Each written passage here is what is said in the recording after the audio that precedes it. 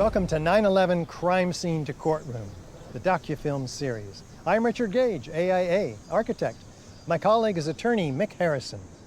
We and our team at the Lawyers Committee for 9/11 Inquiry invite you to join us on our historic mission to uncover the full truth about 9/11 and realize justice on behalf of the 9/11 victims and their family members.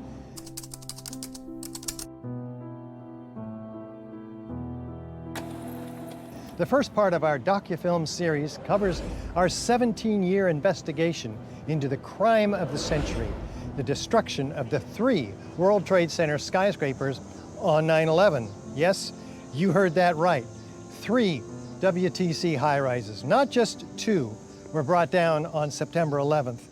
The 3rd, World Trade Center Building 7, not hit by an airplane. These heinous mass crimes left almost 3,000 citizens dead on 9/11 and millions more afterward. From the 9/11 wars, based on lies about who attacked America that day. As we proceed in developing the evidence of the 9/11 crime scene in this film series, you'll learn that these horrible crimes involved much more than the use of airplanes as weapons. The 9/11 attacks also incorporated bombing crimes involving the premeditated pre-placement of explosives and incendiaries, crimes that over 2 decades later have not yet been fully acknowledged, investigated, or prosecuted. These unprosecuted bombing crimes greatly exacerbated the tragic loss of life at the World Trade Center on 9/11 and after. This historic investigation is ongoing, and there's a role for you in it. Yes, you can help us bring the real perpetrators to justice. This mission, in which we invite you to join us, also involves our 8-year legal battle to get the crime scene evidence of this crime of the century before a federal grand jury and into a courtroom. I've had the honor of leading this legal battle on behalf of the Lawyers Committee and certain 9/11 victims' family members and 9/11 responders. It may sound surprising, even amazing, but the 9/11 crime scene evidence that you will hear and see presented in this docufilm series has never been presented to a grand jury by the government. Rather, the government has covered up these 9/11 bombing crimes. Shockingly, the real perpetrators have never been prosecuted and remain at large. Our goals here are very simple. Goal 1, truth and justice for 9/11 victim family members. Goal 2, government transparency and accountability for the 9/11 mass murders. As you can see, we stand on the steps of the highest court in this nation, the U.S. Supreme Court.